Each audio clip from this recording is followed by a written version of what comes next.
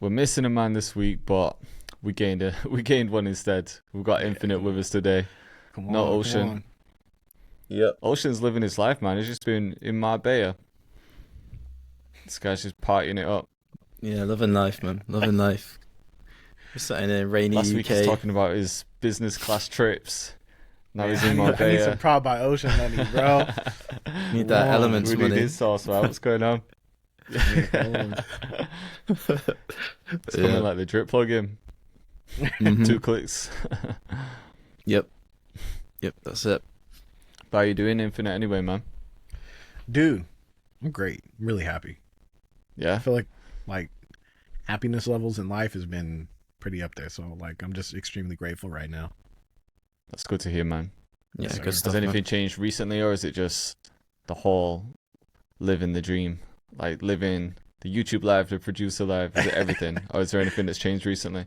That's it for the most part. It's just kind of like having everything go well. Because I've been doing music full time for about like a year now. I started April 2023. So Yeah, at this point, I'm just like, dude, like this is what I wanted for so long. of course. Yeah. April 2023 is not even that long ago either. Yeah, I No. think that's That- just March last year. It's crazy. yeah. It went by really, really quick, extremely quick. But you know Mhm. what? Like on a slightly separate note, like I'm 28 years old, and I've lived like a lot of life before doing all like the music stuff and everything, and I'm really grateful for it because I feel like it gave me so much more appreciation for what I have now. Like, bro, I used to be Yeah. a janitor at one point. I used to be a janitor at one point. There was a point where like I crashed my car and I had to work like 2 jobs, and just to like save up enough money to like get the car fixed and everything like that. Like, and I did that for Yeah. like maybe like a year, 2 years or something like that. It's just like I've done like a whole bunch of things and lived like a lot of unfortunate years of my life, and just like Yeah. now having it where it's at right now, it's like shit's pretty cool, bro. Yeah. It's kinda cool. I like this. Yeah, it's I just have way humbling more like that, isn't appreciation it? for it now. Yeah, I could definitely relate to you there. Because I always feel like I'm old compared to people. Whenever I have sessions with producers and all these kids are like crazy young. Mm-hmm. But I always think, oh man, I should have started this when I was younger. But at the same time, like I agree with you. I think it was important to have those life experiences before, because it definitely makes me appreciate everything a lot more now. Yeah, Mhm. Just the 100%, fact bro. that you know what you don't want. Because if you've never had a job, if you've never done anything like that, and I just think if I went straight into this and I went straight into making money through music and had no idea what it was like to work Oh, bro. a job that I hated, then What? Bro, I don't would've know. been I feel so like my mindset arrogant. would be different. Yeah, Mm. I would have been 100%. terrible, bro. Then I Yeah. look back at it, I'm like, bro, if I would be like making the money I'm making right now when I was like 18, 19, even 16, 17, like, bro, Yeah. I would have been a terrible person to be around, bro. I would have been so arrogant. So like Me too, having it man. now after I've lived life and I've been like humbled a lot, I have a much more like sound in mind, like mentality and stuff like that. Like I was just like, Yeah, it's a great time. Like, you know, them questions where they'll be like, do you have any regrets in life? Or like, do you wish that you can go back to yourself and tell yourself something when you were like Yeah. 16 or something like that? I'd just be sitting there like, nah, bro. I feel like everything happened the way it was supposed to. yeah. Yeah. No, definitely, man. I agree with that. I'm reading a book at the moment called The Midnight Library.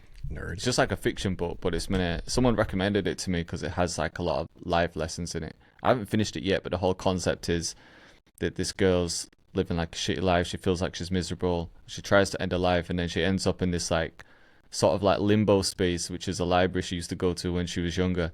And then there's this book with all the different regrets that she had, and she can read the regrets and go back and like relive that life. So she thinks she wanted to do something with music. She goes back and lives that life, realizes it wasn't what it was meant to be. Then she reads a different regret about how she wanted to become a swimming champion, and then she ends up living that life, and it's not what she thought it would be. But it's just all these like crazy different patterns that she thinks that she should have taken in life, and then she ends up realizing it's not all it was made out to be. I haven't got to the end of the book, so I don't know what like the final message is. You know what I mean? There's going to be Yeah. something that's like kind of mind blowing, but yeah, it just kind of Imagine got there me was thinking, a plot man. twist and she was like, man, this shit was dumb. Yeah. Just throws it all away at the end. Yeah. It could be, man. It could be. Maybe there's no lessons in that book, but it was just interesting to because everyone has that. Like, you think you could have all these different crazy lives, like you have these regrets for not trying to do this one thing, trying to do this other thing, but maybe the life you have is the perfect one. You just don't realize it. Yeah. Like our paths just kind of formed like they did. Someone else gets into it when they're 18. Maybe that's perfect for them. It's like, I don't know. Maybe the life we're living is like we had the perfect path. Mm-hmm. You know what? It's great that you said that, because I'm sure you both have related to this. I'm sure it's happened to y'all as well. There has been so many times where like I would go to a studio session or I would hang out with someone where I would sit there and think like, oh, it would be so cool to like be them, live the life that they're living. Like, oh, they're tapped in with this artist I'm a fan of, and like they're always working with them. They're always saying, it looks like it's such a great time. And then you get into the studio with like them, and you're like, and they're sitting there like, man, I'm trying to be what you doing right now. I'm trying to be what you're on right now, bro. Yeah, like it's so weird how many times it's happened where like I would borderline idolize somebody, go into the studio with them, and then they're like airing out their grievances with their life. They're like, oh, dude, I have to deal with this and this and this. And then you're sitting there like, man, that shit sounds terrible. Maybe the grass is greener on the other side, man. And they always end up saying like, man, I'm trying to do what you're doing right now. 100%. Yeah, we've literally had that. We've seen that as well, LB, haven't we? Yeah, like most sessions we do, like with producers in the UK that are like more industry, well, basically 100% industry. They're kind of relying on placements to get their checks. Yeah, they pretty much. Well, I'd say a good portion of them are like, yeah, we do. Like, I want to build out a YouTube, build a brand myself, sell kits, and just kind of have that side of it. Because they just don't like the unreliability of the industry. They enjoy it, but it's not kind of in their control really. Yeah. And there's like a lot of things that people don't really think about when it comes to that type of lifestyle as well. Like, like when you get, because let me backtrack. When people sit there and be like, you should link up with an artist and you should network with them and grow with them so you can grow with that artist and blow up and stuff like that. People kind of forget that when that happens, you lose a lot of your identity as a producer. So like when that happens, it's always like, oh, it's this person and his producer. You feel me? They never look at it as person one and person two. It's always like you're tied at the hip, and then you're kind of still at the mercy of that one person. You feel me? So it's like, what happens if that person like doesn't really fuck with you no more? Like, what happens if that person falls off? Now you're the producer of the person who fell off. It's like there's so many things that can go, like happen and everything like that. So I always try to recommend people like do social media and like build their own brand, because it's like the true independence like for a producer in my eyes. Yeah, I feel the same way, because you're right. You hear even like a lot of like the legends, they'll like tell you that the best way to blow up as a producer is to find an artist and just run with that artist, and kind of come up together. But which is definitely true, like to some extent. But then just kind of doubling down on what you said, I do feel like that's putting a lot of hope and it's like you're relying on that other person as well. When you're doing something yourself and you're building up your social media presence, that's just you. Like, you decide when to post, you decide when to commit that time. But if it's you and an artist, then it's like, all right, it has to be 50-50 then. It's like they have to want it just as much as you. You have to be putting in an equal amount of time. Like, you both have to be hungry and going for it. And if that other person becomes a bit lazy or loses passion, then it's like, where does that leave you? Same with managing an artist. I bet so many managers have gone through that, where they've been developing an artist and then maybe the artist has just not been feeling it. Maybe they don't want to do certain things that the manager's trying to push, and then it kind of messes both their lives up in a way. So man, like, I've always just been for building up your own thing first, and then other opportunities will come. Maybe you could like pair up with someone at some point, but at least at that point, like if you do it yourself first, at least if that other person fails on you, then you've still got everything you've built yourself to kind of fall back on, if that makes sense. No, 100%. And I do still think that like pairing up with the artist and growing with them is like a great move. You feel me? But I've just seen like it happen multiple times where like you'll link up with the artist, you'll grow together, then it's like it's person one and person two, and then they kind of split, they kind of separate a little bit, and then the producer goes away trying to be like, well, now I have to build a whole new thing, I have to attach to a different artist, I have to, you know, kind of like pivot the whole thing. So yeah, I think it's a good move overall, but it's like you have to be very mindful of like your growth and your own foundation as you're doing it. Yeah, 100%. Yeah, for sure. I think it's just kind of they almost go hand in hand, don't they? Because it's kind of like if you can attach to an artist and they do blow up, that can, if you leverage it right, you then can feed that into your own brand. Vice versa, you can build up your own brand 100%. And leverage that to build a connection with another artist. And then obviously if they fall off, then if you've been smart and leverage that relationship, then you can always fall back to the brand that you've built off the back of that. But yeah, like you say, if you just relying solely on that one artist, it's probably not the best move, because yeah, like you say, they could fall off. I mean, how many UK rappers are going to jail at the minute? Like, you know, it's just like you never know what's going to happen. Same with Cali. Same with Cali, bro. It's like it's almost frustrating at a certain point, because like you'll just be sitting there like, again, bro, like come on, like what are we doing? Like we need new albums. Like there's so much potential here. Like. Yeah, but I mean, it's a different lifestyle, and I'm completely removed from it. So it's like I don't want to judge it too hard, because like I don't have that much experience in that type of lifestyle. But I'm just like, of course, from outside perspective, it's like, come on, bro, like chill out, bro. Yeah, it's like when you're looking from an outside perspective, it's like you can see this clear path that they should be taking, but they're just so attached to that old lifestyle that they had. It's like an addiction for them. Like they can't leave that. And like, who are we to say that they're wrong for it? Because we haven't really been down that lifestyle. So I don't know. But when you just watch it from the outside, it's like you said, it's like, come on, man, like fuck, you were there, you were this close. All you had to do was just carry on with music and stay away from the bullshit. It's like one of those things where it's like hindsight is like 2020. You know what I mean? Yeah. Like when you're looking from outside perspective, or if you're looking at the past and stuff, it's like always like, oh well, you should have did this. Well, like man, it's different when you in it. It's different when you're actually living that stuff. Definitely, yeah. So what? Who are the artists killing it in your area at the moment? Oh yeah, for sure. So like, LaRussell is one of the people who are killing it right now. He's doing incredible. Like he's blown up. I've been following him for a while, man. Dude, he's like the West Coast's Russ. Yeah, you know what I mean? 100%. Yeah, I like him because like he's a very like do it your own person, and he's like a just make it happen, like I don't care. And he's like very independent, stuff like that. Yeah, it was crazy, bro. I was at his house like the other day. That was wild. What? Because I was like, like I want to say like a little over a year ago, maybe almost 2. I want to say I was I just saw him on Instagram, and then like I started like following him. I'm like, wow, like I can actually like feel something when I listen to this guy's music. You feel me? Which is just so refreshing, because I feel like so much music, like you hear it, it's cool, it's fun, you bop to it and everything like that. But like when he would say certain things, I would be, it would hit me in the chest, bro. I'll be like, wow, like I really feel and resonate with that.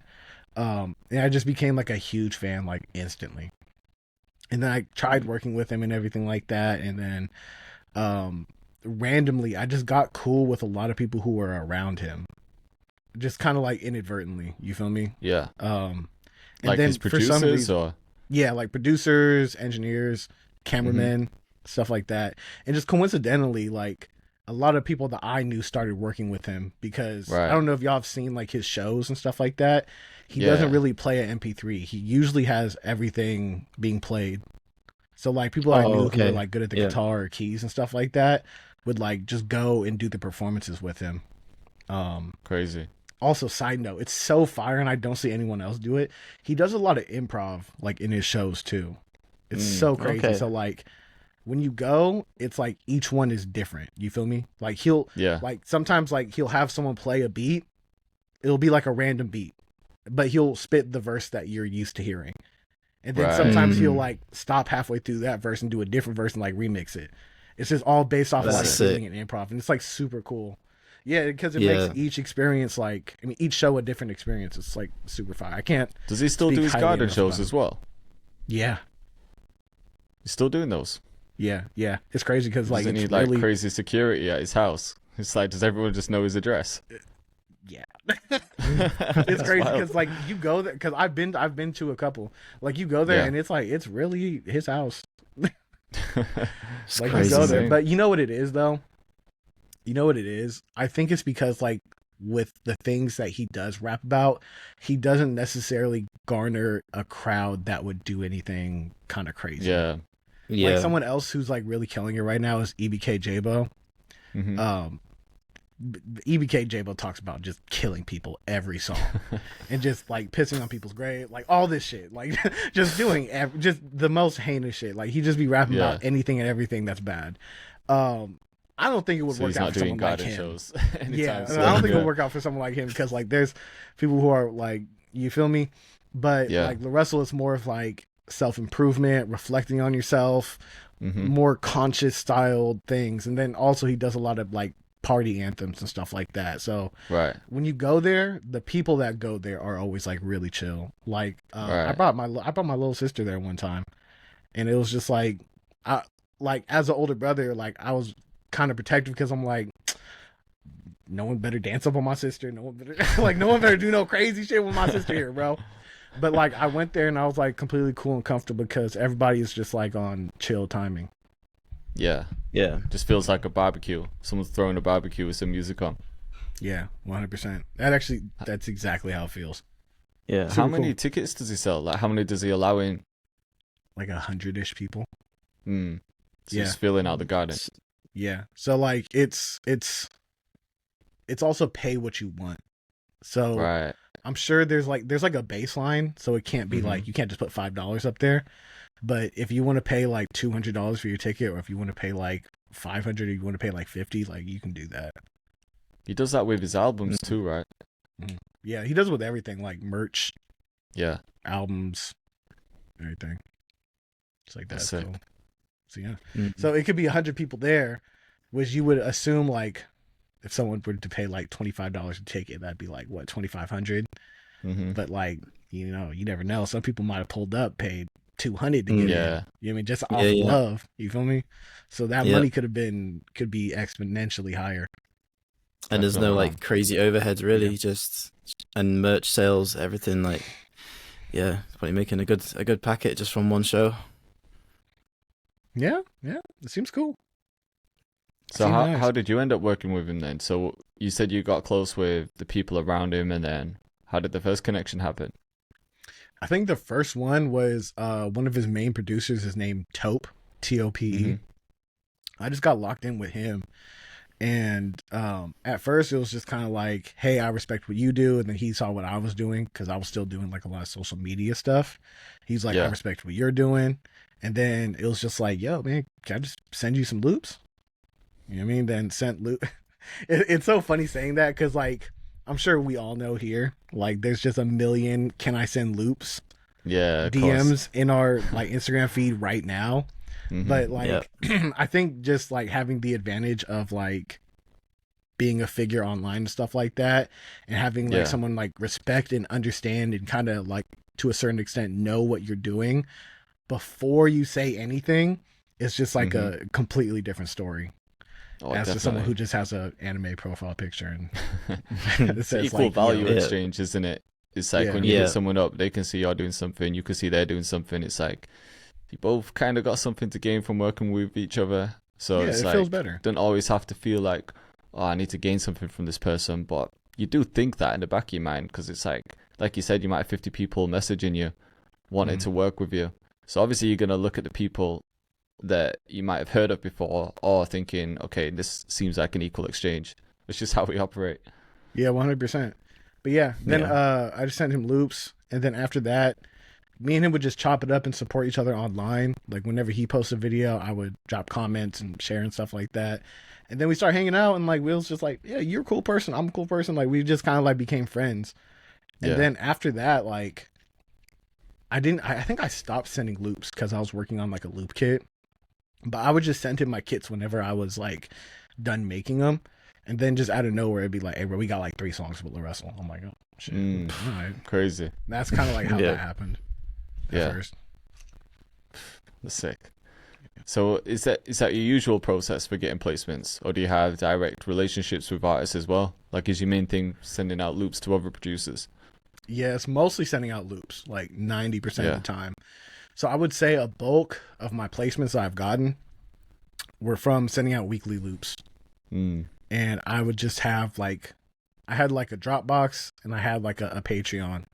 So if anybody just wanted access to the loops, they would Yeah. pay like, I think it was like $10, and then they can get like the loops, the MIDI, and the FLPs. And Right. then on top of that, if I felt like someone had like placement opportunities and stuff like that, or people who had opportunities hit me up, Yeah. I would just like add them to the list, and I would just send it Got out ya. through Gmail like every week. But I stopped doing that, I want to say halfway through 2023, just because like I felt like with the weekly loop stuff, it was dope for what it was, but I just felt like I was putting out too much bullshit, bro. Like I felt like Just forcing them out. Yeah, I was forcing them out too much, and like there'd be too many times where I would be like, okay, I'm sending out 7 loops this week. 5 of them are like whatever. 2 of them, and one of them I kind of rushed, and I just threw it in there just to throw it in there, and like there's like one loop I like. You know what I Right. mean? And I just didn't like the fact that I was like putting out things into the world that I didn't necessarily like. Yeah. So I was just like, I'm just gonna stop it for now. Which was kind of scary because it was making like a cool amount of money for me. And I was just like, I'm just gonna slow down, make more things that I like, and I'll just put it in a big loop kit at the end of the year. And luckily that shit kind of blew up. So it's been like the yearly ones now. Yeah, I'm probably gonna do like 1 loop kit per year now. And just Right. do it in like a massive pack at like the end of the year. That might be like the new move, because Crazy. what I did was I put it in it's called like the legacy kit, and like Yeah. Oh yeah, yeah. that shit went up, bro. I ain't gonna lie. Like, so like I want to like repeat that for the next like upcoming years. Yeah. I was wondering how many. I was wondering how you got so many loops in that kit. I was like, man, like if I drop a bundle, I'm making like 20, 30 Yeah, loops max. that's a lot. And That's then a lot you of send work. that kit out, and there's like a huge, yeah. You send that kit Yeah. out, there's like a huge list of them. I'm like, man, how many loops is this fucking guy making? It was like, Yeah, there was well, there that was makes 100 sense. in there. I put 100 Yeah. loops in that kit, and I made them royalty free too, which is crazy. Crazy. Damn. Yeah, but it's because it took like 6 months to do. Yeah, Yeah, it's not like Yeah. I just did it like the month of or anything like that. of Just course, yeah. waited. Took a long. And is ass that time. like 100% royalty free, or like just royalty free unless it's major placements? Just straight up royalty free. Oh shit, Mm. crazy. Yeah. But do you So I still went- find I that wanted people to- will credit you though? You know, because like it's like producer to producer sometimes. It's like even if I use someone's loop and they said it was royalty free, in the back of my mind I'm like, I still want to like credit this guy at least. Have you found that people are still kind of hooking you up? Yeah, for sure. Actually, that's happened with Taupe a lot with LaRussell. Like sometimes he'll send me like beat, like sale, like Yeah. splits. He'll send me like a couple $100, like, I saw the exclusive with one of your loops. I was like, you Oh, don't have crazy. to do this, but like shout Yeah. out to you for doing it. Or I would, Yeah, I love that. or even if it was royalty free, he would still add me on the splits for the LaRussell records. Right. Because like LaRussell, he's not like signed to an independent. I mean, he's Yeah. not signed to a label or anything, so he still sends out like splits on the master and stuff like that. So I'm like, I'll take it. Nice. Yeah, I love that. So what's Yeah. been your like schedule then? How are you managing to balance everything? Like, because you drop kits frequently, making loops for the yearly drops, making YouTube videos, short form content. Like, break down your schedule for us. Bro, I don't even really have a schedule like that, to be honest. I just kind of like work whenever I can. Yeah. But I like that though, because like that's the freedom that we have as people who work for themselves, and that we Yeah. have as like producers that work from home mostly. Mm-hmm. But like right now, a general like schedule, it kind of changed a little bit because like my goals for life are a little bit different now. Yeah. So right now it's either I wake up, because I'm trying to get my health together and everything like that. I wake up, I Mhm. either go on a walk for like 5,000 to 6,000 steps, Nice. or I go to the gym. It's one of those two. And then I come home, get some food, get ready, and then like by that time I want to say like I'm going to be working from like 12 to 8 minimum. Mm. Sometimes 12 to 10, But yeah, mostly around that range right there. And then like Right. at 10 o'clock, I try to like cut it off because like right now, one of my main goals in life is to be like more balanced. You Yeah. feel me? Like I want to have better relationships with my family, my friends, with like myself, my health, and everything like that, while still putting out hella work and being and growing the business and everything. So Yeah. that's usually what it's looking like right now. And within that time, like I'm pretty good with it, bro. So you're pretty solid. Like during those working hours, it's like you're fully focused. Yeah, I try to lock in as much as possible, and also like I try to think as much as I can ahead of time. Mm-hmm. Just so I don't feel rushed or I don't like kind of half-ass anything.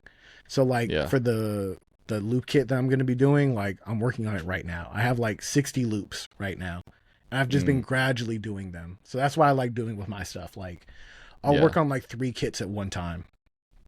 But like I'll gradually do it throughout the year. You know what I mean? So like Monday, for sure I'm gonna work on some accents.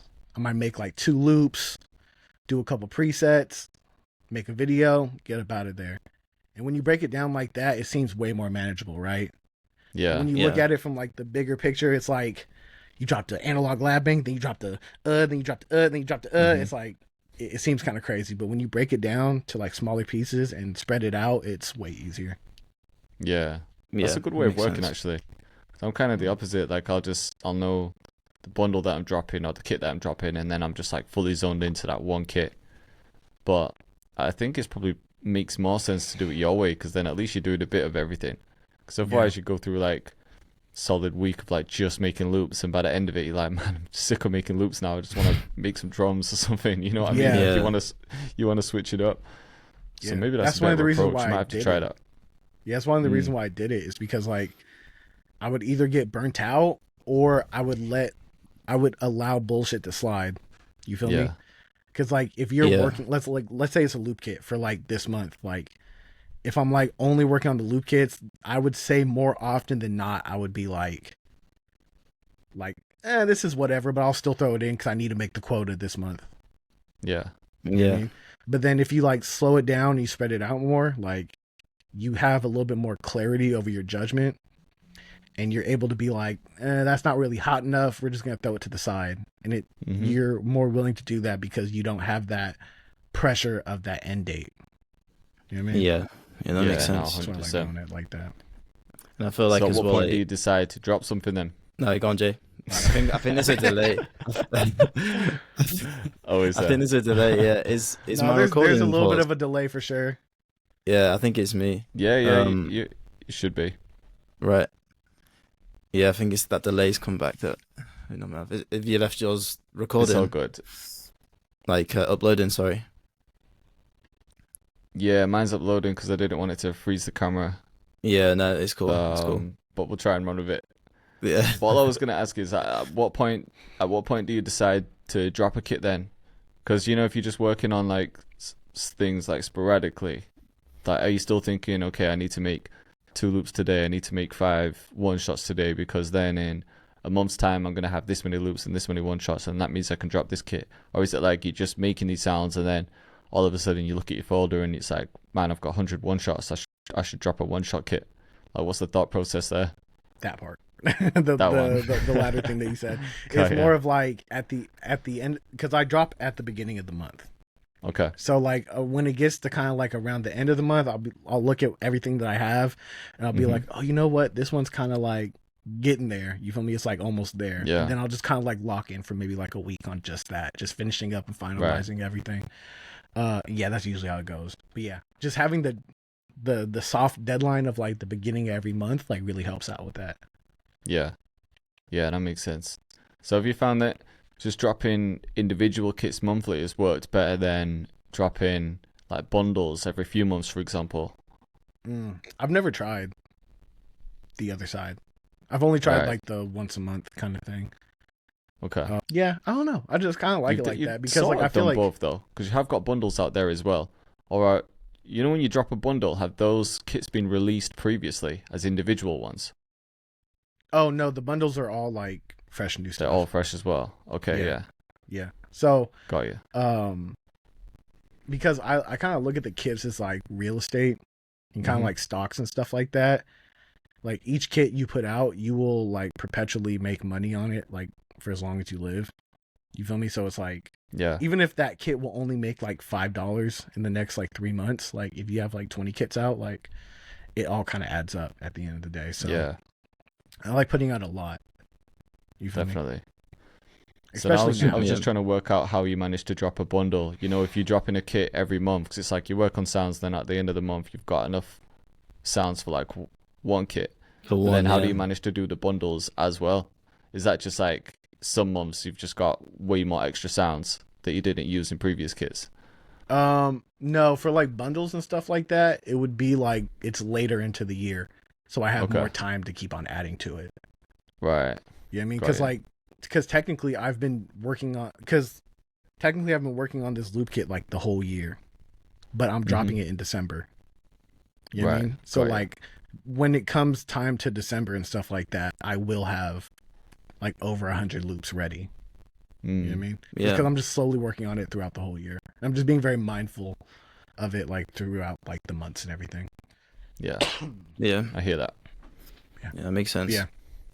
That's how it goes for the bundles. Just save them for the end of the year. That's the time I feel like you want to do bundles anyways, because that's like more spending season for Yeah, people. that's true. Like Black That, Friday like, season. October, Yeah. November, December season. So that's when you want to drop the bigger stuff anyways. At least that's how it works in my head. I don't know any statistical data or anything like that. It just makes sense to me. No, it's true. It makes sense. Like, you always see a spike in November anyway, especially like around Black Friday. Yeah. That seems to be the spike. Yeah. Man, bro, actually, maybe there is regrets that we do have, because one of my biggest regrets was not dropping a kit on Black Friday. Bro, I dropped the Legacy kit on December 1st, and I was like, man, if I would have had this ready a few days earlier, I feel like it would have went even crazier. Yeah. Yeah. But I'd say on the flip side, there's also a lot of competition around Black Friday. So if you're dropping there, that's when like everyone's trying to push. So if you're sending emails out, people are gonna have times 10 in their Yeah. inbox as well. You know what I mean? Because everyone's sending out emails. But I will say, to counter that, is that for me, it's a little bit different. And I would even say for you, Jay, it's a little bit different as well, because we're kind of like into a niche that doesn't have as much competition. Like, I'm West Coast, you're drill. I don't know how you feel about me saying that, but It's all good. but yeah. But yeah, especially like being like a West Coast producer and a content creator at the same time, there isn't really other people who are doing it. So That's for true. me, I feel like I kind of get to bypass that rule a little bit, Yeah, that's true. because there isn't any definitely hear other that. like bigger West Coast people dropping stuff. Is anyone else Yeah. doing West Coast? Like mainly doing West Coast? Not really. No, So the you've only really person I can carved think out of that is Lifestyle did it, but he kind of fluctuates, doesn't he, between R&B, West Yeah. Coast, trap. He kind of does everything, doesn't he? So yeah, I can't think of anyone Yeah. really. DJ Mustard needs to drop a kit. Yo, chill. I don't need any more competition, bro. I'm just like, everything's good over here, bro. Yeah. So yeah, what's new? What's next for you then? He's Are you using the thinking of lifestyle dropping kits. He's- a bundle, or are you? What's the next? Like, what's the next thing you got planned? I actually planned out the next couple months, actually for the rest of the year, what I'm gonna Mhm. do. So I try to spread out the kits so it's like not too many similar things back to back. I try to give good variety so people just don't feel like they're spending their money, because like there are certain customers that will buy something from you every month. So like I don't want them to feel like they're buying the same thing over and over. And I feel like that would Yeah. kind of decrease the chances of sales. So I'm spreading it out right now. So August, which is this month right now, we did Summer Nights 2 with Lifestyle Did It, which is the analog lab bank. Mm-hmm. And then Yeah, it's fire. I've been using September. Thank you. And then September, I'm gonna be doing a construction kit. So it's basically like a kit based around helping people start beats or finish beats. So it's Yeah. gonna be a whole bunch of like MIDI in there, like percussion loops to kind of like spice up your drums, like little phrases and stuff like that of like synth leads or guitars, things like chord melody, so you can start off your beat, things like that. Yeah. Then after that for September, no, that's September. Then with October, I'm doing a vocal library, which I'm very excited about, because like there isn't any like West Coast like vocal library that's going to be the size that I'm going to be doing it at. Yeah. And it's all like 100% originally made too. Like it's no like recycled sounds. Like it's just Nice. the singers I've contacted, have them be like, "Hey, I need 100 of them." You feel me? I was like, I need 100. I need 100. I need 100. I need 100 everything. I'm trying to have over 500 vocals for that one. So, and then are they full phrases or like one shots or a bit of a mix? Yeah, it's gonna be a mix. So there's gonna be some one shots, some runs, some phrases, and then I'm gonna have like some vocal hooks too. Nice. So yeah, really excited about that one. Yeah, sick. And then after that, I'm still kind of thinking about it. I think I'm gonna do the loop kit bundle on Black Friday and just have that cover November to December, because I feel like the vocal library is gonna be big enough to market from October 1st to November 25th, 6th, 7th, or something like that, wherever Black Friday is. And then I think the loop kit will be big enough to market from that date to January. So that's what I'm thinking right now.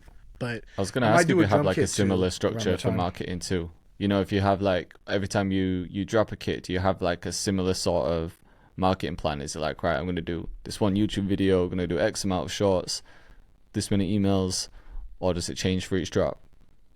I kind of just feel it out. Yeah. I should do that for sure, but but yeah. Definitely like waitlist, emails, and just content. Got ya. Yeah. I don't really have like a set structure of like how much content I make, but I just try to do as much as I can without feeling overwhelming to the audience. You know what I mean? Because like I don't want every single time I come onto the internet just to be promoting something. I feel like you lose a lot of trust in your audience when you do that. So I try to have a balance. For sure. Yeah. For sure. Yeah, I hear that. Yeah, so it's I do a lot of feeling. It's just feeling it out, bro. I think there's like someone posted. I think it might have been Adam Ivy. He had like a ratio.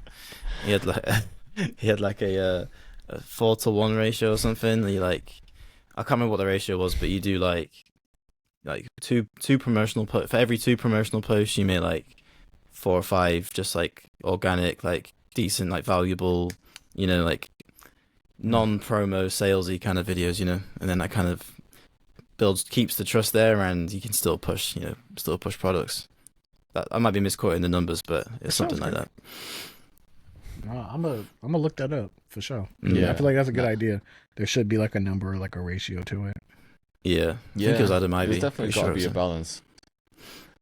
Yeah, it's like you said, like people do lose trust. If you're just you can tell when someone's just trying to straight up like spam and just sell. And then you can also tell when people are genuine and they're just there to like put content out to like help people as well. Yeah. But then have you seen all the stuff kicking off? Because it is a business, like. Yeah. With who? Drew and Cymatics and BusyWorks Beats, Producer Grind, everything. Yeah, man. Y'all haven't really talked about it that much. No, we haven't talked about it on the pod yet, have we? No. Come on, let's talk about some problematic stuff, brother. Yeah, I mean, it's only announced recently, wasn't it? Yeah. I haven't seen like all the latest stuff. I saw that Steven had bought out Producer Grind. I watched some of the video that BusyWorks posted as well, because he was on a live stream, wasn't he? And he was talking about his interview way back with Producer Grind. And it's funny because I remember like when I was just starting with YouTube, I was watching those Producer Grind live streams because it was during lockdown. That's why he was doing them all online. So I remember watching that one with Busy on there, and I remember at the time I was like, oh shit, I didn't know that he had that problem with Steven.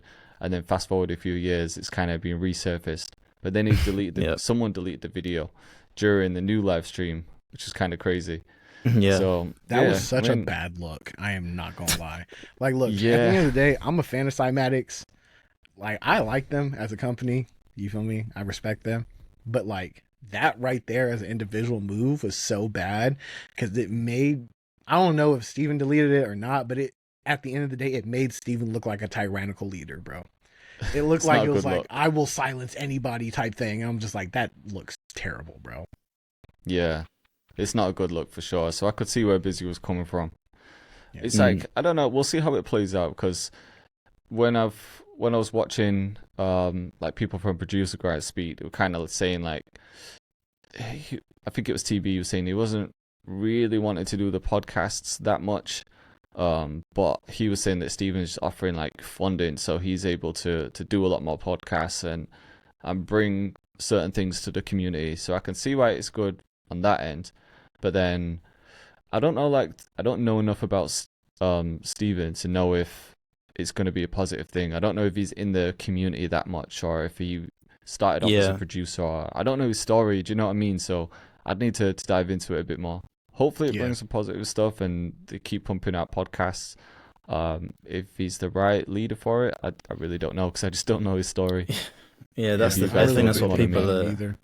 I think that's what people are kind of worried about. I think some people that have worked with him in the past had like bad experiences, and they think he's more just business orientated as opposed to like community based. So, you know, everything that Producer Grind have built, they're worried he might kind of like just business, if you know, make it more corporate and stuff like that. So yeah, I'm kind of impartial to it too. I did actually reach. Steven reached out to me a long time ago when I was living abroad to like be a sample maker for Cymatics. You know how he kind of pays almost like freelance kind of work. And I get how some people can feel a bit like they've been screwed over with it, because just the way he explained like how he was gonna do it, I was just like, it doesn't sound like the best deal. But I can see how it would be good for like a producer not just starting out, but it's like a skilled producer, but it doesn't have like a brand or it's not got like good income at the minute. Like it makes sense for them, but yeah, it did seem a bit sketchy. I do know one other producer who was temporarily working for Cymatics. Like he hired him to make loops, and this guy makes fire loops as well. Like I've used a lot of his stuff, and he was quite excited to work with them. He was like posting like breakdowns for the loops he's done for Cymatics, and then he said that Steven randomly just fired him and a couple of loop makers.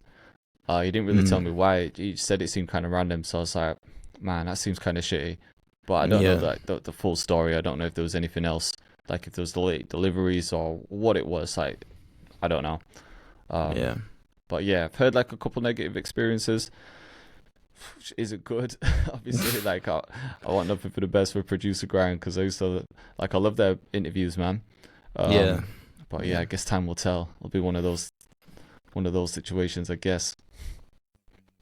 I'm being kind of nosy and a little bit messy, but I just want to know why Drew left Cymatics so bad, bro. I know, same. That's the other thing. I desperately want to know. I desperately want to know why he left. Yeah. And I want to know what happened and everything like that. But I'm just like, bro, like, you have to be a reasonable human being and just be like, hey, that's y'all space, respect that and everything like that. But we need to know. A small part of me is like, bro, what was it? Yeah. Like just speculating, obviously I don't have a clue what happened, but if I was to guess, it seems like they're just two different people. Do you actually know? Yeah. that definitely sounded like I know, but I have to pretend like I don't know. Yeah. I wish I did. Like I'd tell everything. But no, just from the outside, it looks like Drew is a very different person to Steven. It looks like Steven is more business and Drew is more sort of like free spirit. Yeah. Helping out the community, creative.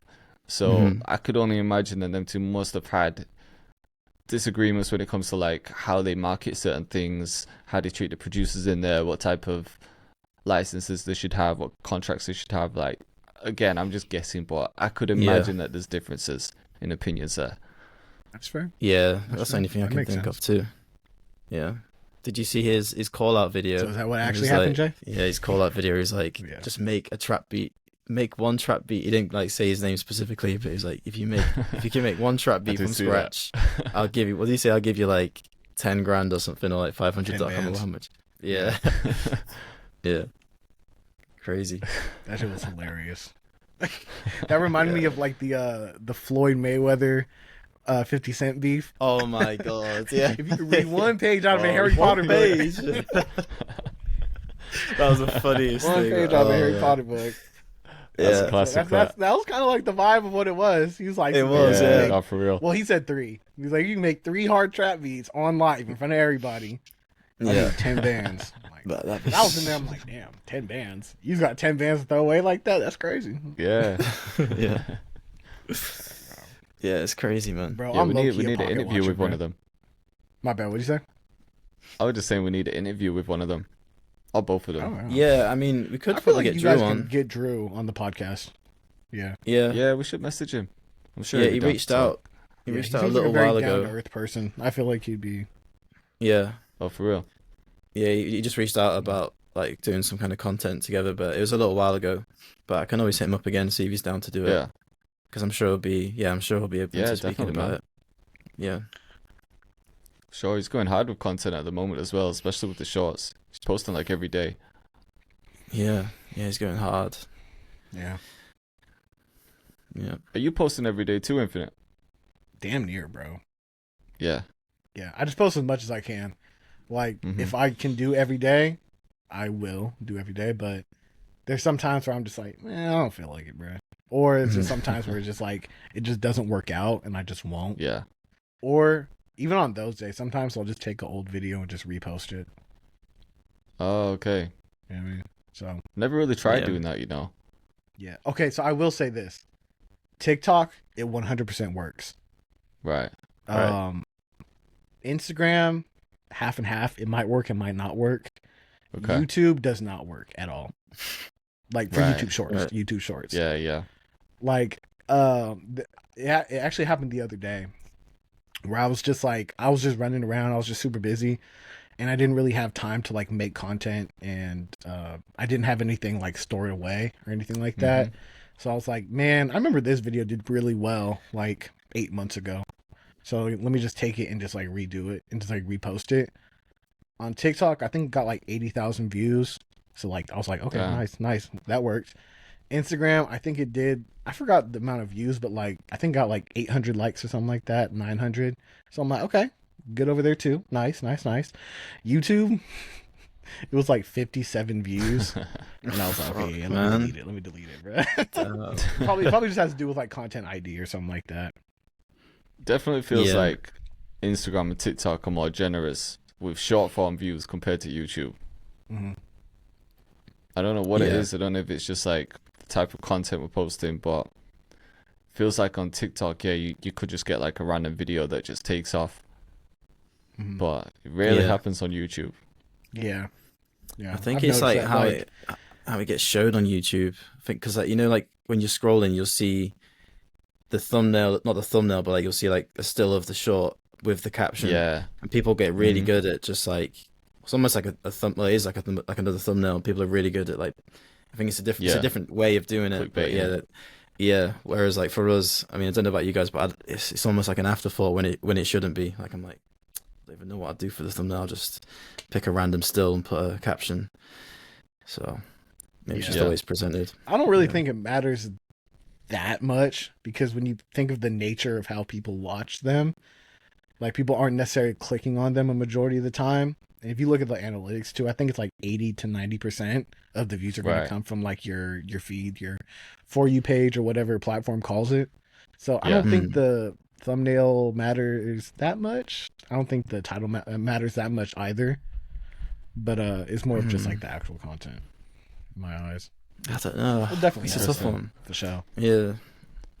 I have Just seen thinking, some like- guys do stuff like, I don't know how we'd pull it into our genre, but I saw just as a way to keep someone locked in for like a few seconds, it was this guy who makes like gym videos, and the first few seconds will be a video that is taken from someone else. It might be like just like, you know, like your average gym girl, massive ass, just doing the squat. Oh, yeah. on the squat rack. Yeah. It locks you in for a second, and then immediately it breaks into like him just explaining like a squat and how good a squat is. Like nothing like pervy or anything. It's just like that's the video. It's like squats are great because of this, that, and this, and he's just talking I've about seen squats. that guy. It's like I see what you did there. You locked people in with like the first few seconds, and then you're actually talking and giving good advice about that. You know, someone who does that really well is Jack Hayes. Are y'all familiar with him? Name rings a No, I bell. don't think so. He's a not sure. white dude, Canada, glasses.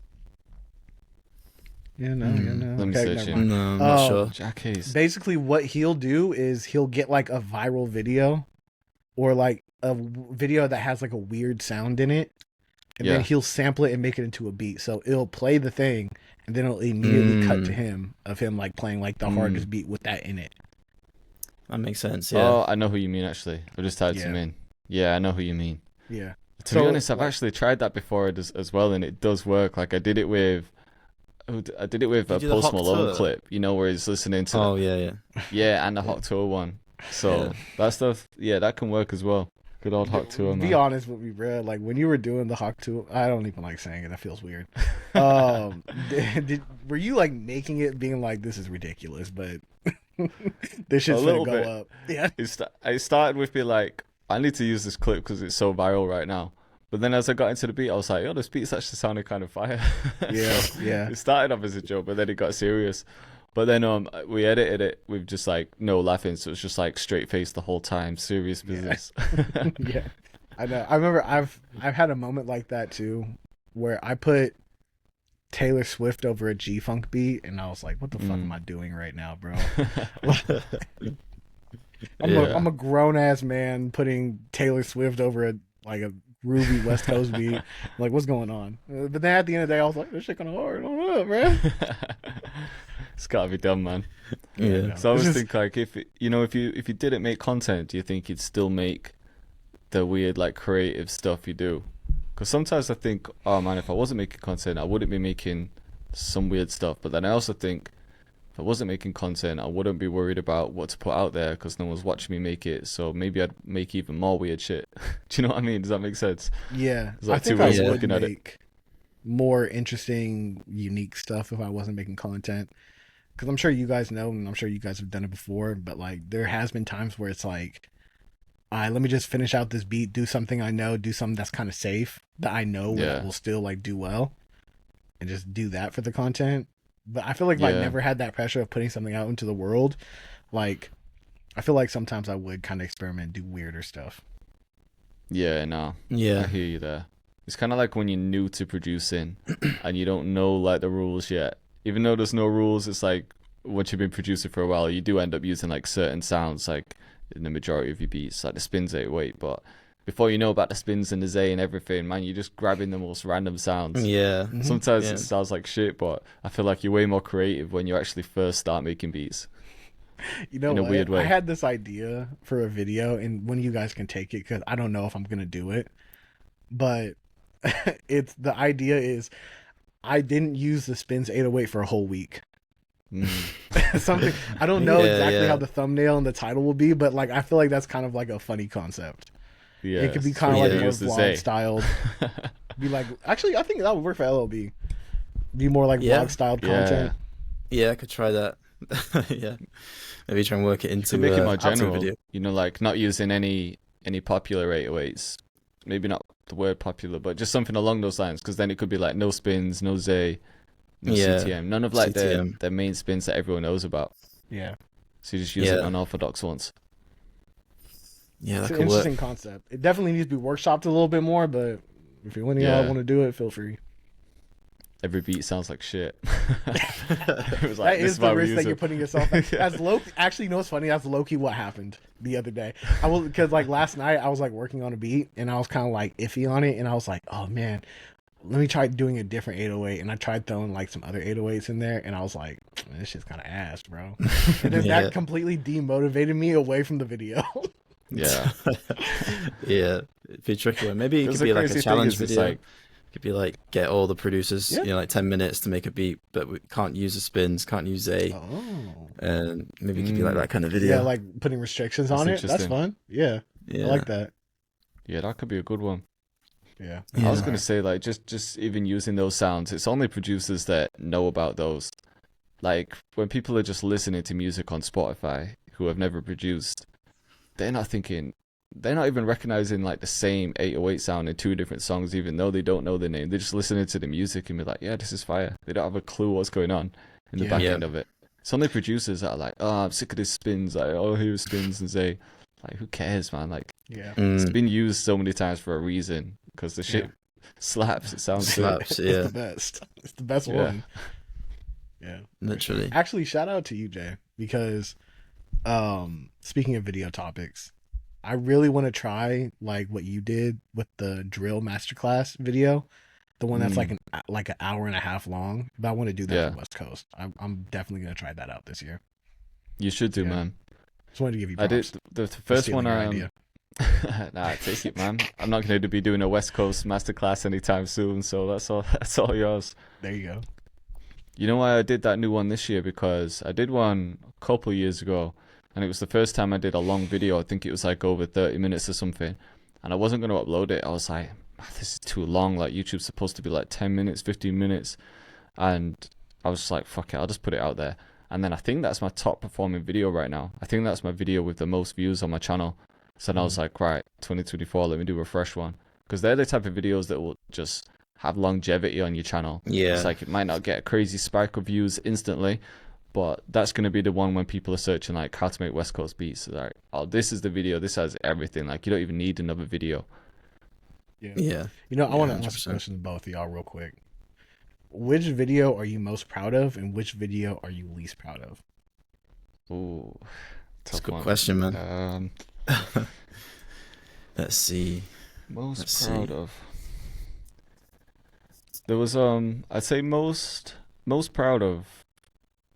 I don't know if it's just because of the circumstances, but there's a video I made. So like, I don't know if you guys know Solka. I don't know if you listen to his like beats. But Solka is he's the producer. He died last year. I'm But sorry, he I thought you were talking about the sport. I thought No. you were talking about soccer. I was like, yeah. no soccer. And I I'm was just like, saying y'all don't it even weird. call it soccer, bruh.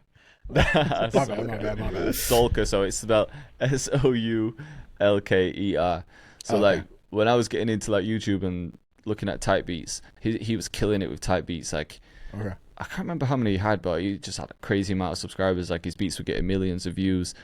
I used to listen to him like, oh man, this guy just doesn't sound like any other producer that I'm listening to on YouTube. So I was listening to his beats, and then when I started like my channel, as I got a bit of an audience, I think I made a Solka tutorial because someone asked for it, and then he commented on the video. You know, in your early days, and someone comments on your video who you know, you're like, oh man, Solka's commented on my video. It was like that type of vibe. Yeah. So I hit him up. We got chatting. We did a podcast together, and then I wanted to start like a bit of a mini series where I fly to different countries and cook up with different producers. And he was, I think he was like the first one I did. So it was like a trip that I took to France to cook up with him. So the whole thing was like, man, music's paid for me to go to France to cook up with the producer that I used to watch, or that I used to listen to before I even started anything. So just like the whole thing that happened was like, life's crazy, you know what I mean? Mhm. And Yeah. then, unfortunately, obviously, he got ill last year and he died in hospital. So like, horrible story. But I think because that video is just on my channel and I know like the history of that channel, that's like a personal favorite, personal proud moment for me, if that makes sense. Yeah. So that's definitely up there at the top. But I don't know what the worst one is. I'll let you guys talk about your favorite ones, and then I'll think about the worst one.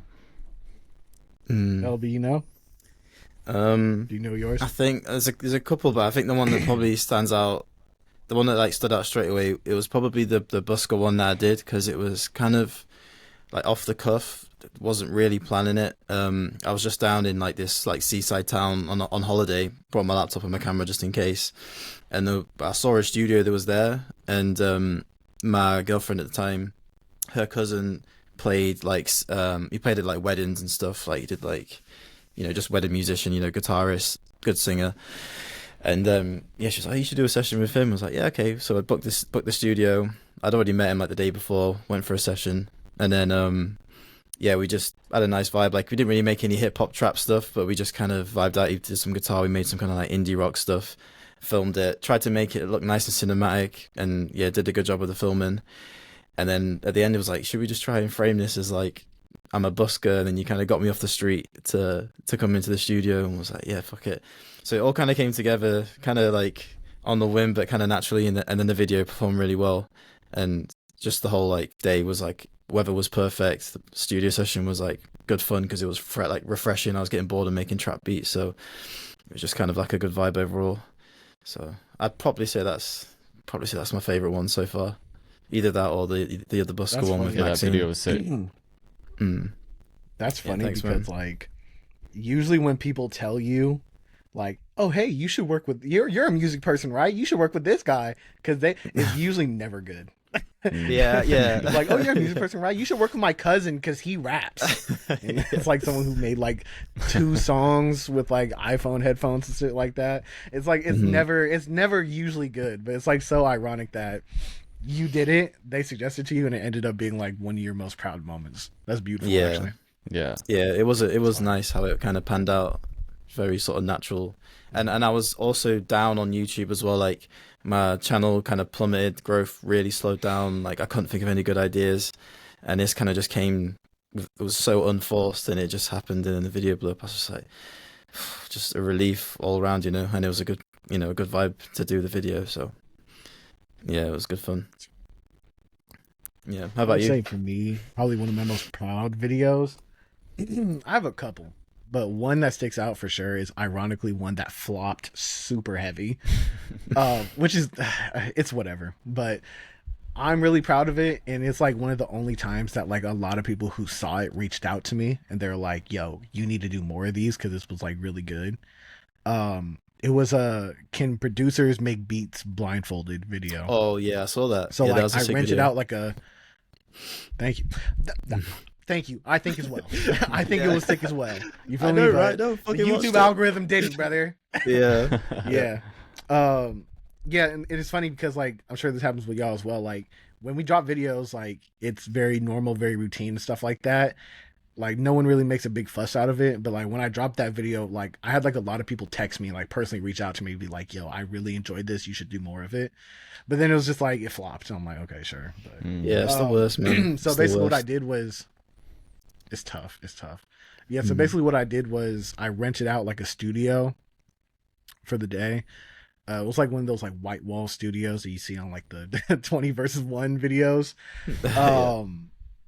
And I invited like a bunch of producers, like 10 producers that I knew that I thought were all like super talented and I was like good friends with. I also got another one of my friends who's like good with photography to come through with a couple of his friends.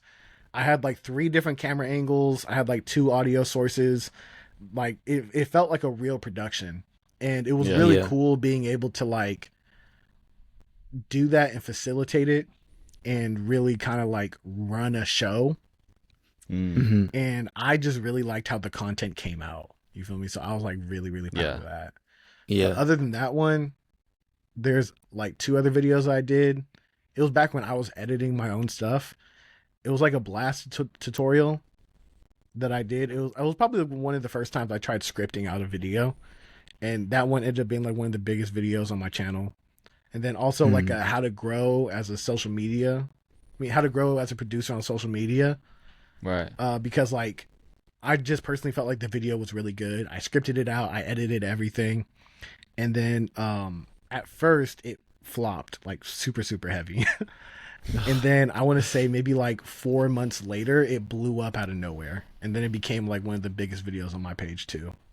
So like Wow. that was like really cool because like I always believed in it. Yeah. And it was like the underdog story. It's Yeah. like no one believed in it. I believed in it, but then it finally blew up. So, yeah, those Yeah, are that's probably, nice, like, man. top 3 for me. Yeah. Man, it's heartbreaking when you really believe in a video and then the first week it just does shit. And you're like, That's the man, worst, what man. has happened? But yeah, sometimes it does come back around, like you said, and maybe a few months later it just randomly picks up. Like you never know, do you? Yeah. Yeah, I think it's not often where like sometimes maybe it is regular for you guys, but like it's not often where you have like a video idea that you think's awesome and then you execute it like exactly how you wanted it to go, and the video bangs as well. I think like not the only time, but like one main time where it happened for like all of us was that probably that Cypress trip one, and like everyone's video just went crazy. Oh yeah. Yeah. Yeah, that was a real blessing, that one. Yeah. That was one of those ones I wasn't even supposed to be filming. It wasn't like a planned out one. It was just like, all right, everyone's here. Let's just do something random. Let's do Just make house a drill, beat. and then all of a sudden Yeah. the video takes off. Yeah. Yeah, exactly. So, boys, worst video. I was trying to think I look have when you one. guys were like talking then, but I don't know if I can just pick one in particular. But there's definitely been videos where the beat's just been terrible, or the 808 was out of key, or just something. I'm trying to Yeah. I'm trying to pick one. Hmm. Have you guys got one? I don't think anything stands out to me. Man, I for was me, just man. originally gonna ask you what's your most proud one. I didn't really put Yeah. too much thought into which one like you're like least proud of, but Yeah, yeah, I don't think I have one now that I think about it, bro. man, I got two. Probably Oh, gonna be one of the old ones. You got two? Yeah. Oh, yeah. Happily, we'll share these. Well, not happily, but yeah, they're old ones. The first one, and it's the biggest fucking video on my channel still. And I made a video just making a beat, and I tried to do it by like incorporating my own voice, did some beatboxing and some like singing to do the vocal chops. A really old video. The beat was Right. terrible, but I used auto tune on my voice to obviously do the vocal chops. And I don't know why I just decided that like that was going to be the thumbnail and the title, because it was like a very minute part of the video. It was like maybe a minute long where I used this free auto tune software. So yeah, the video title was like best free auto tune software, something whatever year, something like that. Didn't even think the thumbnail through. Just did like the reds, 50-50 red on one side, and it was like picture or like on Taurus, Green and on then the the other. green, yeah. So standard. And then that one just continuously like did really well. It's like my most disliked video because the video's terrible. Like I barely spoke about it. It was just like a 1 minute part in the video. So there's that one, and then I did another video about the best 808s, and then I didn't even realize, but in the screen recording, the internal audio wasn't playing. So I'm like, yeah, this is the hardest 808, and then I'm clicking it, and then there's no sound. So I did that for the whole video, and then yeah, that was just embarrassing. But yeah. Does that ever feel like discouraging to you? Where it's like you'll make a video and we look back at it now and you're kind of like, wow, that was terrible. But then it does like the best on your channel. It's like, do I know anything? Like, Yeah. like what do I actually know about content creation, bro? Yeah. It's definitely happened a few times. Yeah. You can never Yeah. truly guess what's gonna happen, can you? Yeah. No, it's kind of tough. Sometimes I just be sitting there. I'm like, do I really know anything? No, I hear 100%. that. The same. I've been trying to like geek out a little bit I'm trying more to on that find side. a video, but Yeah, just because on of which like, side? just like the content side, because yeah, just for videos not been like performing too well recently. And then the last video I dropped that wasn't the music video, the one before that did really well, 1 out of 10. And it was because I found this video. There's a British a British YouTube channel called Film Booth, and he did this like 2-hour workshop on how to write a script, and he just kind of broke down his whole template, how he does it, and it just made a lot of sense. And I just kind of went through that in detail. I can send it to you afterwards, but yeah, as soon as I implemented that, it worked like straight away. So yeah, I'm trying to geek out a little bit more about it and Nice. and just see why. And to be fair, when you broke it down and you watch other videos that are performing well, and just like those commentary videos or even other You YouTube just videos see like the Kyle same Beats, template. exact same template every time, same intro as in like the yeah. same structure. Yeah, it's like one of 3 intros. It's like the question intro where it starts with the question like, have you ever wondered how blah blah blah, and then there's like the statement intro, and then there was like the story intro where you just you get dropped into like the most exciting part. And then as soon as I saw him break that down, every single video exactly the same, man, and it works every time. So I might have to try that. I'm gonna need that expeditiously, brother. Yeah. I've watched Yeah. shorter videos that kind of break down scripts before, and I've used those, and I have had good results from using those. Yeah. But with like the amount of videos I do, I just felt like they haven't needed a script in a sense, because a lot of like my videos, maybe yours are different, but a lot of mine, it might just be like a tutorial on how to make like a certain type of beat. It's not really like an essay video. So I'm like, how do you write? You can write the intro, but I don't really know where I'm gonna go with that beat. So you can't like pre-do it unless you're doing one of those ones where it's like, I'm going to show you how to do this in 5 simple steps, and then obviously like step 1 is the melody, then the drums, and you can sort of script those. But then that makes sense. You like, every video doesn't want to be like a 5-step formula type of video. You know what I mean? Yeah, I get that. Yeah. How many 5 steps can you make? Yeah. It's like every beat is a 5-step formula. Exactly. Yeah. It's gonna end up overlapping at some point. Yeah. I do fit. I actually need a 6th step to this beat. I can't finish this beat because I've only done 5 steps. Yeah. No, I find it because it does make a lot of sense. I can't really reiterate it all now, but I'll put the link in the chat. I'm just finding it now. Because like the way he breaks it down, it's not really like a strict script. It's more so like just getting your intros right, getting the main bulk of it. Like because the main part of the script is just the intro, because that's what kind of hooks people. And then he was just kind of getting into like how to open loops and close them, and he kind of got into just some like good examples. And I've just found it now. I'll put the link in the chat. Thanks, man. It's gonna be funny. Everyone's next video is just gonna have this exact script. Literally. Yeah, I'll just put it in the chat. Is there a chat on here? Yeah. Live stream chat. That'd be hella funny. Just everybody's next video starts out with a question. Have you ever thought? Yeah. Oh shit. That's dope, because like I've been looking for more content on how to make better content, but it's kind of hard to find. Yeah, that's the problem. I was because exact same thing. Like I was looking at a load of scripts, like a load of videos on how to do scripting and stuff, but they all say the same thing. Like you need to write a good hook. It's like, okay, well, how do you do that? And then it's like thumbnail ideas, title ideas, and it's like, there's no like actual step by step.